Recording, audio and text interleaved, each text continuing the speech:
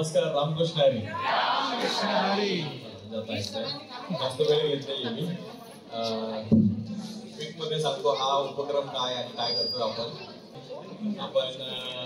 14 एप्रिलला पंढरपूरवरून निघालो होतो आणि 22 जूनला लंडनला पोहोचलो. 70 दिवस, 22 देश, 18,000 किलोमीटरचा प्रवास करत आपण आज कोवेंट्रीला म्हणजे लंडनला पोहोचलो. आणि आज आपण खऱ्या अर्थानं एक वारीची सफलता सांगू शकतो.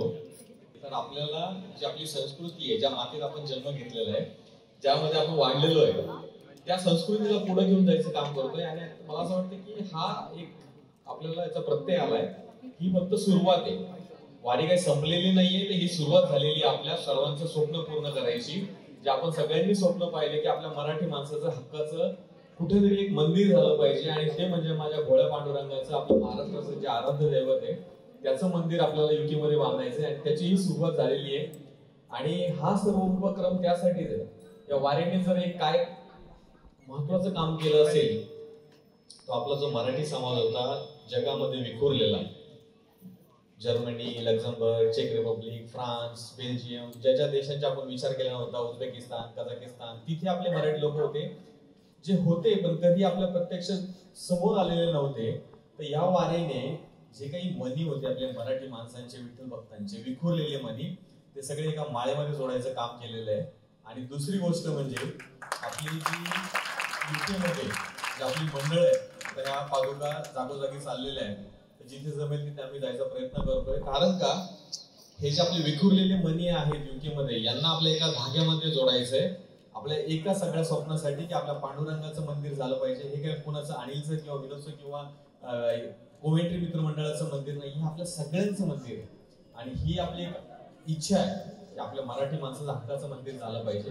आणि त्याच्यासाठी आपण ही सुरुवात केलेली आहे.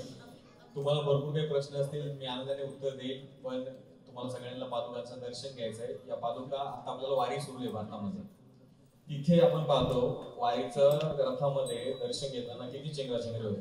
आणि आज आपल्याला भाग्यशाली आहोत की ज्या पंढरपुरामध्ये ज्या सोनाराने पांडुरंगाच्या पादुका केल्या होत्या, त्या सोनाराकडून या पादुका बनवून पांडुरंगाच्या गाभाऱ्यामध्ये त्यांची विधिवत पूजा होऊन तिथे आशीर्वाद घेऊन या पादुका 22 देशाचा प्रवास करत आलेला आहे. तर फक्त पांडुरंगाचा आशीर्वाद नाहीये, तर त्या देशांमध्ये जे आपले भक्त आहेत, त्यांचे हात या पादुकांना लागलेले आहेत, की त्यांनी त्यांचा काहीतरी जो आत्मा, आपण तो प्रत्येकाच्या मनामध्ये देव आहे, तो जो आतला जो देव आहे, त्या देवाचा हात लागलेला आहे या पादुकांना. तर खऱ्या अर्थाने आपण भाग्यशाली की आषाढी ज्यावेळेस वारी सुरू आहे, त्यावेळेस आपल्याला जरी सहभागी होता येत नसेल तरी व्हर्च्युअली का होईना आजचा एक दिवस आपण या वारीमध्ये सहभागी होतोय, पादुकांचं दर्शन होतंय. आणि पुढच्या वर्षी आषाढीला असा जोरदार आपल्याला कार्यक्रम करायचे. खूप देशातून आणि युके मधून पण रिक्वेस्ट आली की ही वारी पुन्हा चालू करा. पण पुढे येऊया, एकमेकाला सहकार्य करूया. अन्नदान आहे, बाकी आर्थिक दान सर्वात महत्वाचं आहे आपल्याला मंदिर उभं करण्यासाठी. तुम्हाला जी काही माहिती लागेल मंडळांकडून भेटेलच, कुठे डोनेट करायचं वगैरे, हाच मला सांगायचा उद्देश होता. बाकी तुम्हाला जर काही प्रश्न असतील तर नक्कीच उत्तर देईल. तर काही असतील